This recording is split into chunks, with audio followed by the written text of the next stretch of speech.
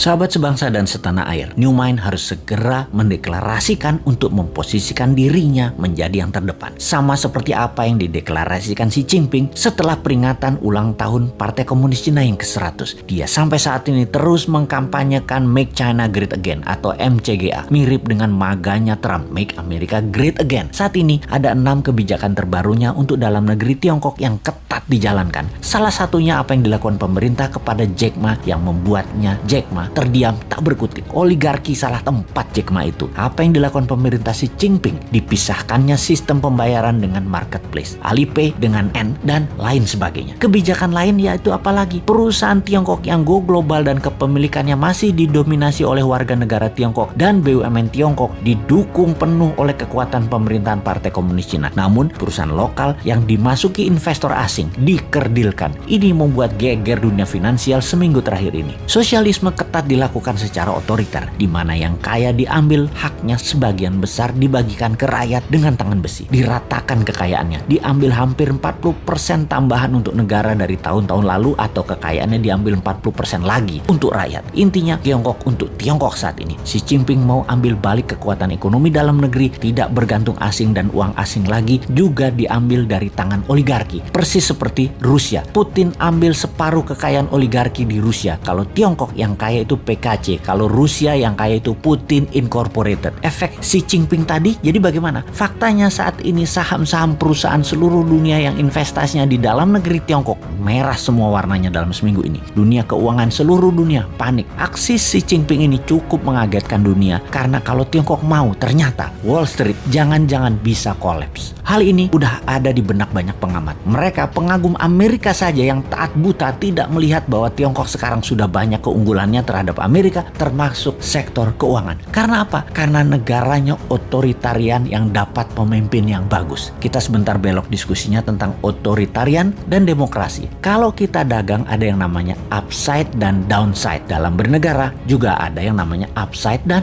downside. Di negara otoritarian, kalau dapat pemimpin yang jahat, egois, bengis, maka downside-nya banyak banget kepada bangsa dan negaranya. Kalau dapat pemimpin yang bagus, pro rakyat seperti Xi Jinping, Erdogan, Putin, Lee Kuan Yew, maka upside-nya untuk bangsa dan negaranya banyak. Di negara demokrasi, kalau dapat pemimpin jelek, downside-nya jelek walau tidak sejelek pemimpin otoritarian buruk. Kalau dapat pemimpin bagus di demokrasi, upside-nya tidak terlalu banyak juga. Nggak heran banyak negara walaupun demokrasi namun gaya pemimpinannya pengen otoritarian, berkuasa penuh. Seperti di negara tetangga, kalau aja para pemimpinnya bagus, sudah jadi negara superpower tuh dalam 20 tahun. Tapi faktanya memble, walaupun sudah otoritarian, jadi apa dong jenis penguasanya? Ya udah tahu sendiri kan ya. Kembali ke Make China Great Again yang mengutamakan kepentingan dalam negeri dan mengutamakan keuntungan Tiongkok di luar negeri menjadi mesin perang baru, persis seperti maganya Trump. Ayo New Mind segera mendeklarasikan MIGA, Make Indonesia Great Again. Indonesia first. Apa-apa Indonesia duluan dan apa-apa Indonesia yang harus untuk. MIGA mengutamakan kekuatan dalam negeri, di mana kalau ada FDI maka produknya diutamakan untuk dipakai di dalam negeri atau untuk ekspor, dan syaratnya lagi 100% bahan bakunya adalah bahan baku dalam negeri. Lebih diutamakan lagi sesungguhnya apa? DDI, Domestic Direct Investment, investasi putra bangsa. New Mind gitu loh.